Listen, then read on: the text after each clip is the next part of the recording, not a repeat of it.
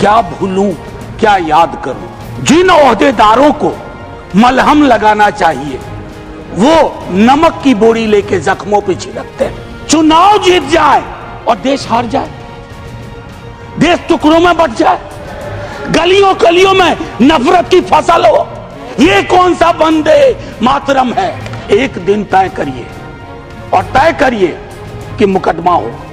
आप भी जिरा करिए, हम भी जिरा करें। मैं जय हिंद, वंदे वंदे।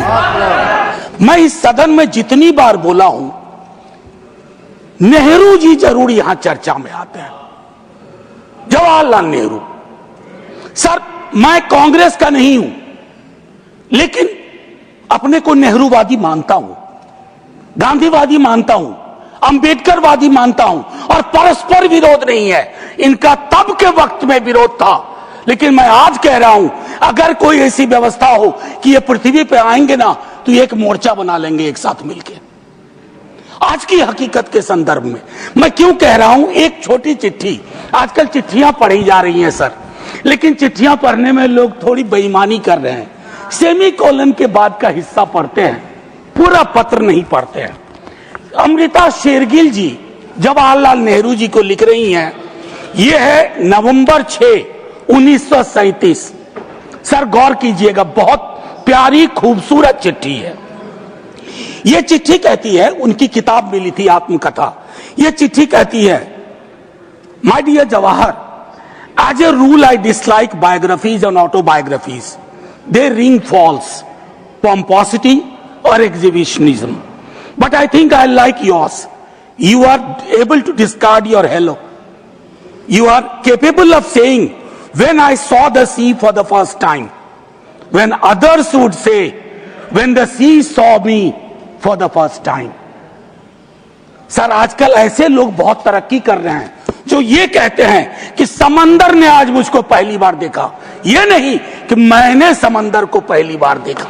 ये एक महत्वपूर्ण चीज है सर। ध्रुवीकरण आज के हमारे जीवन का हिस्सा बन गया। क्या बंकिम बाबू ने यह कल्पना की थी, उस महाकवि ने यह कल्पना की थी कि देश इतने टुकड़ों में बट जाएगा? पार्टीशन से ज्यादा, पार्टीशन से ज्यादा।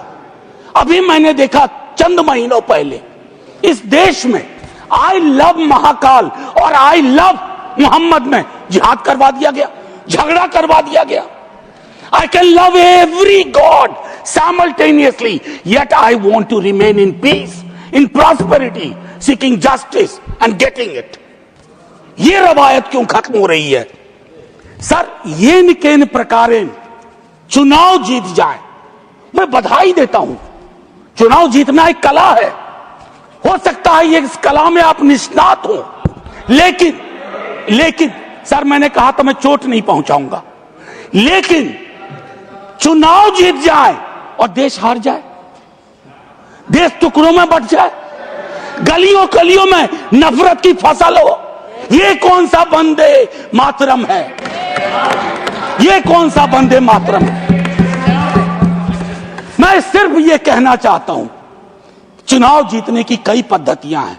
कुछ पब्लिक को पता है, कुछ अभी नहीं पता है, आने वाले दिनों में पता चल जाएगा, क्योंकि इस मुल्क में कोई सीक्रेट बहुत दिन छुपता नहीं है। लेकिन एक चीज जो सबके सामने उजागर है कि आप चुनाव के वक्त, चुनाव से पूर्व, चुनाव के दौरान आप किस प्रकार की जुबान बोल रहे हैं। सर मैं जानता हूं जब तमाम हमारे सीनियर साथी लोग, मंत्री लोग एक दिन तो पब्लिक लाइफ छोड़ के जाएंगे, मैं भी जाऊंगा छोड़ के सर, मैं भी छोड़ के जाऊंगा, लेकिन मूल्यांकन करूंगा मेरी बातों ने कितनों को चोट पहुंचाई है, कितने घर में दीवारें खड़ी कर दी, कितने गांव में तकसीम जैसे हालात कर दिए।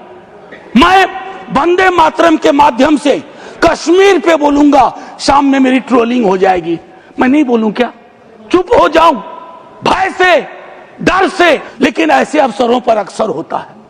सालगिरह जरूर मनाएं, गिरह का ध्यान रखें, वर्षगांठ जरूर मनाएं, गांठों का ध्यान रखें, और अगर वो न कर पाए तो इतना जरूर करें, इन महापुरुषों को, इनकी रचना को अपनी राजनीति का अवसर न बनाए, औजार न बनाए। और एक आखिरी टिप्पणी करूंगा, पहले भी कह चुका हूं सर, इस सदन में पक्ष विपक्ष दोनों तरफ महापुरुषों को याद करने वाले लोग हैं। मैं सिर्फ इतना कहना चाहता हूं, मैंने पहले भी कहा, प्रधानमंत्री जी को एक्चुअली बीजेपी के लोगों को नेहरू का धन्यवाद करना चाहिए। वो पॉलिटिकल लाइफ जैकेट की तरह इस्तेमाल किए जाते हैं। Nehru ji political life jacket. इसलिए कल सदन में एक नेता ने कहा, मैं आज यहां दोहराता हूं, एक दिन तय करिए और तय करिए कि मुकदमा हो।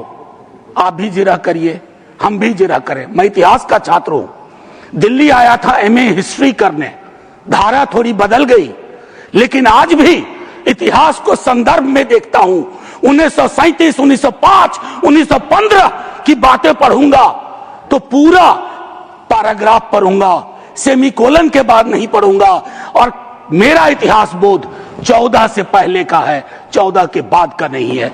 जय हिंद, वंदे वंदे।